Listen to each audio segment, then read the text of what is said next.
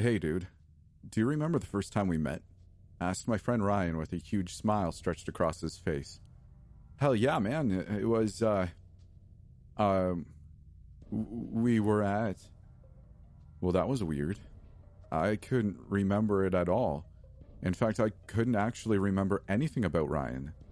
The only things about him that I could bring to mind were that his name was Ryan, and we'd been best friends since we were kids. I could remember the basic outline of our story, but not a single detail. No, I don't.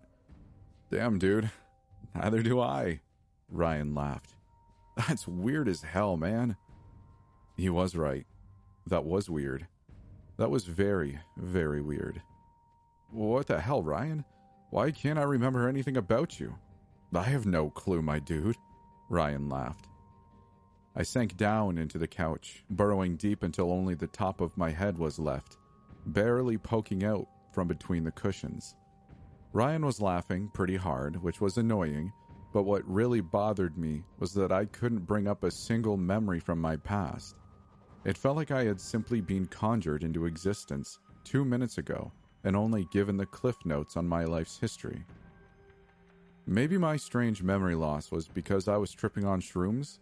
I've done shrooms with Ryan numerous times before, so it was a possibility. I felt a flicker of hope at the remembrance of past events, until I realized that I didn't actually remember ever doing shrooms with him. I knew that we'd done shrooms several times before, but I didn't actually have any memories of doing them. It was like reading a plot synopsis on Wikipedia about a movie you'd never actually watched. Ryan was laughing so hard that he was gasping for air. He was really pissing me off. Didn't he realize how damn serious this was? He probably did, and that's why he was laughing so hard. He was laughing at me. My mental state was in ruins, and he found that hilarious. I probably had a psychic alien brain parasite from hell squirming through my gray matter, feasting on my memories, and he thought it was funny. That really pissed me off. Damn it, Ryan, shut your mouth before I rip your throat out. Without even bothering to wait for a response, I leapt out of the couch and charged at him like a bull. I tackled him to the ground and plunged my thumbs into his eye sockets. I started slamming his head against the hardwood floor over and over again, feeling his skull crack and shatter as his brain fell out onto the floor, which I promptly smashed into a puddle of goo and started shoveling into my mouth. Wait. No, I didn't. I'm not sure why I thought I brutally murdered Ryan and ate his brain, but I didn't. In fact, I hadn't even gotten up from the couch. That was weird. Ryan wasn't laughing anymore either. He was staring at me with a look of concern. Hey, are you all right, dude? He asked gently. Yeah, of course. Okay, you had me worried. That was some pretty hardcore brain surgery you had this morning, and the doctor said it could take 10 to 50 years before you feel normal again. Did I undergo brain surgery? I don't remember having brain surgery, and I feel like brain surgery is something that would be hard to forget. I decided to play it safe by pretending that Ryan was telling the truth. There's no point in poking the bear. Yeah. The brain surgery. Of course. What was the brain surgery again? I don't know, dude. I'm not a neurologist. I think they removed your cerebral cortex or something to help you quit smoking. I smoke? Not anymore. It was a very convenient story. It perfectly explained both my memory issues and why I wasn't smoking a cigarette at that exact moment.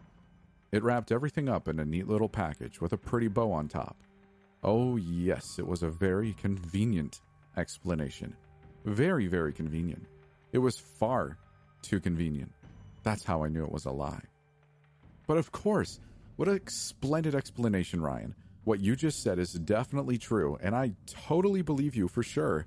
Yep, no doubt about it. I said, trying to play it off smooth in order to convince him that I believed his obvious lie. I was pretty sure he bought it.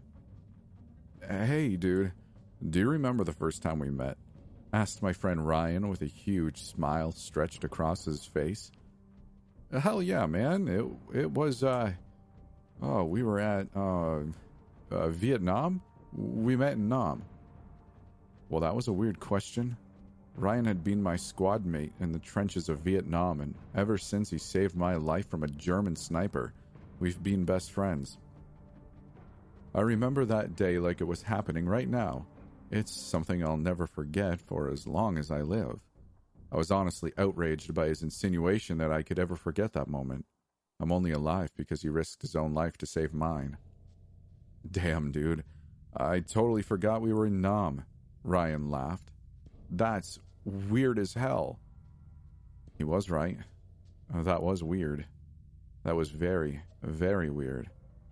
What the hell, Ryan? How do we serve in Vietnam when we were born in the 90s? I have no clue, my dude. Ryan was laughing so hard that he was gasping for air. It was really pissing me off. I saved his worthless life in that trench and he just forgot?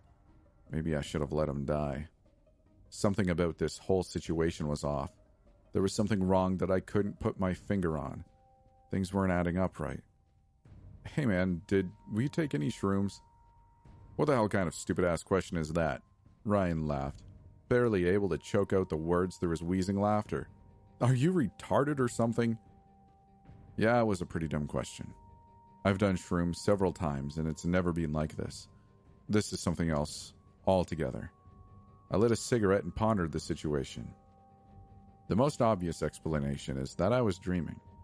That would make the most sense, but it didn't feel like a dream. I decided to test my hypothesis by pressing my lit cigarette against my wrist. The agonizing burn was proof that I wasn't dreaming. Pain that intense couldn't happen in a dream. It's possible that I was good old-fashioned crazy. But isn't questioning your own sanity proof that you're insane? A sane person would never realize that they're insane, so would never question it. I'm pretty sure I read that on Wikipedia. So then, what? Hey man, what the hell's wrong with me? I asked Ryan. When I didn't receive a response, I realized that Ryan wasn't there. Well, that's weird. I knew that I had been deep in contemplation for a good while, but I still should have noticed him getting up. He was probably just taking a crap, but I wanted to check anyway, if only for peace of mind. I went to put out my cigarette when I realized that I wasn't holding one. That's right, I don't smoke.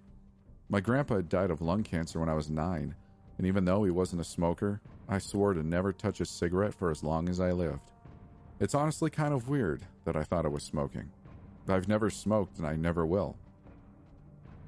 I tried to stand up when I realized I couldn't. Thick, heavy chains were draped across my legs and chest, securing me to the couch. What the hell?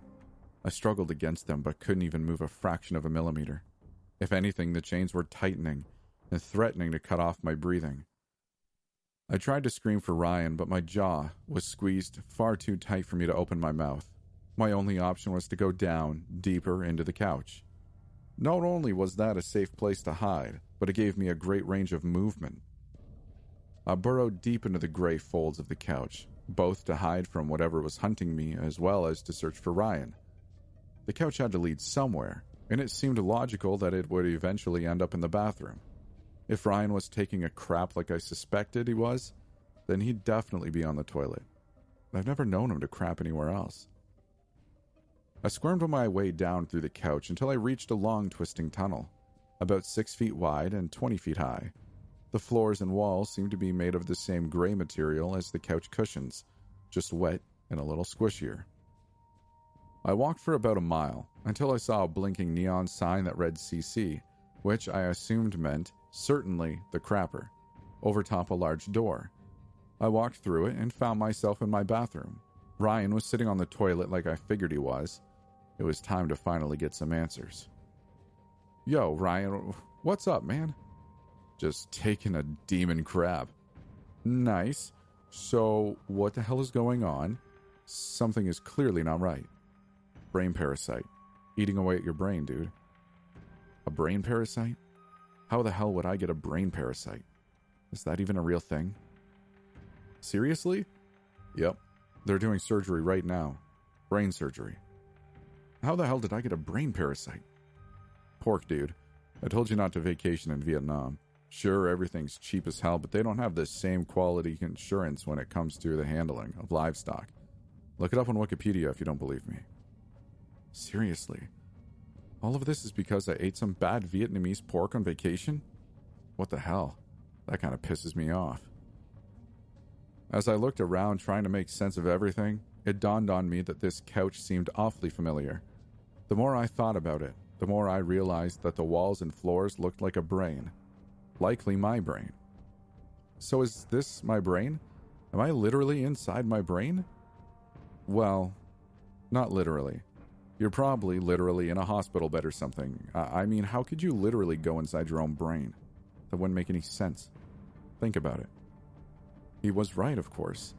If I literally went inside my brain, that would mean that my brain was inside of my brain, like some sort of brainception. That would be ridiculous. Huh. So then, what is the point of all this? Am I psychosomatically trying to fix the problem or something? Like, if I defeat the parasite in here, will that kill it in real life? Nah, dude. That's just dumb. You're probably in a coma or you're hallucinating or something. I mean, you do have a parasite inside your brain, so you've likely suffered brain damage after all. Or maybe a near-death experience? Hell, maybe you're already dead and this is hell. What do I know?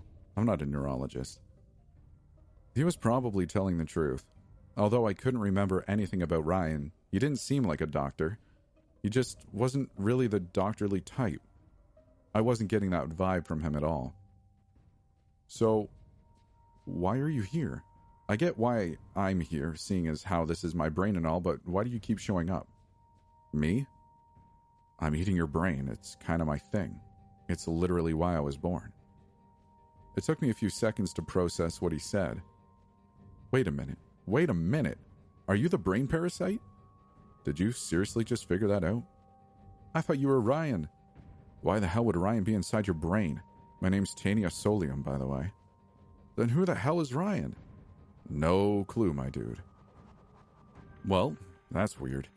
Aside from Tania Solium being a pretty stupid name, it still didn't explain much. Why did I think he's Ryan? Actually, I still don't even know who Ryan was, let alone remember the first time we met. So are you like some kind of psychic brain parasite from hell or outer space or something? No, I'm just your standard cyclophilid cestode of the family Tenaidae. I was just an egg when you ate undercooked pork with my mom inside it.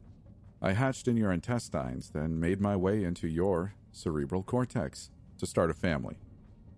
Tania Solium is a really stupid name, by the way. I didn't choose it, he said with a shrug. This was all pretty hard for me to process, I have to admit. It didn't much matter because I woke up in a post-surgery hospital bed. The doctors managed to explain the situation a lot better than Tania did. I had indeed gained a brain parasite, so they had to operate to remove the brain cysts and insert a shunt to drain fluid buildup. Even years later, I can remember the hallucination vividly. Even though I know that it was all in my head, I can still visualize it like it actually happened. The doctors said the hallucination was likely a result of the anesthesia. If I had suffered any brain damage, it was minor, although I had to take pills for a good while just in case there were any stray parasites lingering inside my body. That's my biggest fear, that another one will end up inside my brain and I'll have to return to that nightmarish place. I obviously no longer eat pork, even if it is FDA approved. I was able to go back to a normal life pretty quickly thanks to the support of my mom, my girlfriend Amy, and Ryan. The real Ryan, not that parasitic hallucination. The memories from my recovery are a bit fuzzy, and I'm still not sure why Tania manifested in my mind as Ryan, or why he was so concerned about the first time we met. I'll admit that it took me a while to feel comfortable around him again. The image of him as Tania was so strong in my mind that just being around him made me nervous. I told him all about what had happened, and we managed to work through it. It wasn't long before we were hanging out like we used to.